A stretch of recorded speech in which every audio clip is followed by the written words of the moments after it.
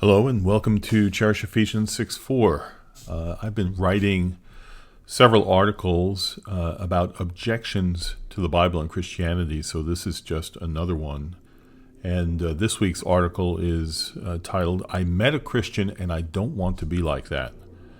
So if you have received this from someone, this link to this recording, know that it's somebody that cares about you and would love you to think about what I'm about to talk about.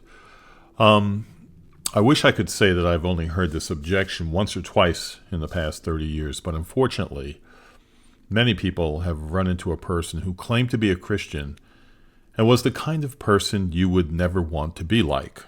In fact, at one time, I probably was one of those kinds of Christians, so let me begin by describing my personal experience as a Christian who most likely offended many. Now, I'm going to describe 5 categories, there are probably more, of Christians to help you understand what's really going on behind the term Christian. And I will start with the zealous Christian. This was me immediately after becoming a Christian. I was so excited about this change in my life and how I became part of God's family that I immediately sat down and wrote a 15-page letter to every person that I knew, friends, family, acquaintances. And while I thought it was the most important letter, containing the most life-changing information anyone could possibly hear, it was written in such a way that I completely ignored the possibility that it might be received as anything but loving in its content.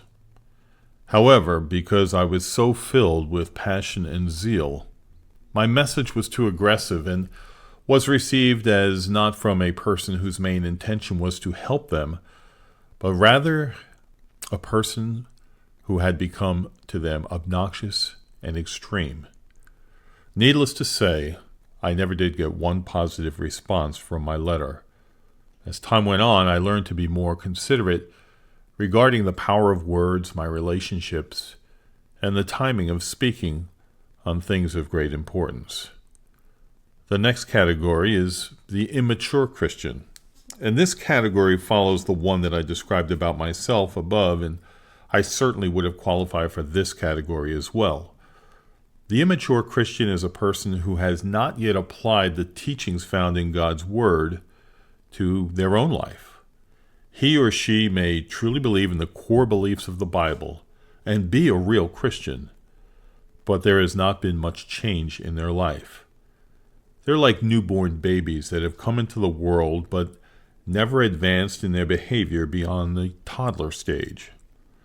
Therefore, you may look at their claims to be Christian and expect actions and speech that are different than anyone else, but in many ways, they still behave and sound like those who don't claim to be Christians. So it wouldn't be a surprise for you or anyone else to conclude that you have met a Christian and you have no desire to be like that. The next category is the ignorant Christian. The ignorant Christian is a Christian who is sincere about what he or she believes, but much of what he believes is not true. He is the victim of poor teaching. He may have learned his beliefs through his family upbringing or through one or more churches he has attended through the years, but much of what he espouses to be true is incorrect. This creates a huge problem for Christians and is a major turnoff for those who want to learn more about Christianity. Part of the problem is that most people who are not Christians don't realize that there are many different systems of belief within Christianity. Therefore, they interact with the ignorant Christian, and without understanding that this particular Christian is not a true representative of what the Bible teaches, they assume all Christians are the same and reject any interest in Christianity. The fourth category is the not a Christian Christian. Now, if you could see the article, you'd see I put the second word Christian in quotes. So please note that the quotes that I've placed around the word Christian are for a reason. This is because many people who say they are Christian are simply not. This category of quote-unquote Christian is very difficult for the non-Christian to spot. Often a member of this category is a person who is very intent on keeping rules, Keeping rules or laws makes them feel very good about themselves, so this is where their emphasis in life remains. This category of quote-unquote Christian is also quick to judge others for their inability to follow rules, and has very little room in their attitude for grace and forgiveness. Finally, this category is in constant need of more knowledge, and as he accumulates more and more, he becomes condescending to all those whom he deems to know little, and therefore are lesser people. And finally, the mature Christian. This is the last category of Christian I'm going to describe, and if you had run into this category of Christian, you would not say that you do not want to be like this person. The mature Christian is a person who is kind, patient, content, cares about other people, and is generally happy. Ideally, this is what all Christians should look like, but they do not. Why? Read on. I hope I have not confused you with all these categories, but rather have helped you see that people who call themselves Christian are all in different places in their Christian life, and some are not even true Christians. There is a pattern here that you may be picking up on, and this is a pattern of brokenness. You might think that if someone was a Christian, he or she would immediately become everything that they say they believe in, but that is not what is happening. No, you are coming into contact with people who are in process. And this is the Christian message. These people have come to understand that because of their past ignorance and disobedience of God, they have no relationship with God and are, in fact, in the position of incurring his judgment. They have learned of God's gracious plan for forgiveness, purchased for them by God's Son, Jesus Christ. They believe that Jesus paid the price for their sinful behavior, and now are part of God's family. They have become Christians.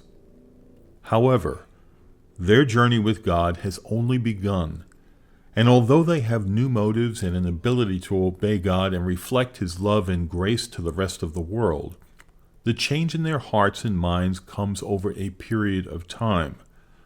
It is during the rest of their life that they will learn to regulate their zealousness, understand more about what the Bible truly says, and discard foolish and incorrect beliefs. They will one day become mature Christians. Is God surprised by any of this? Of course not. He explains all of this in the Bible. He is like a loving father who is patiently teaching his children how to become adults. So what about you? What are you going to do about your relationship with God?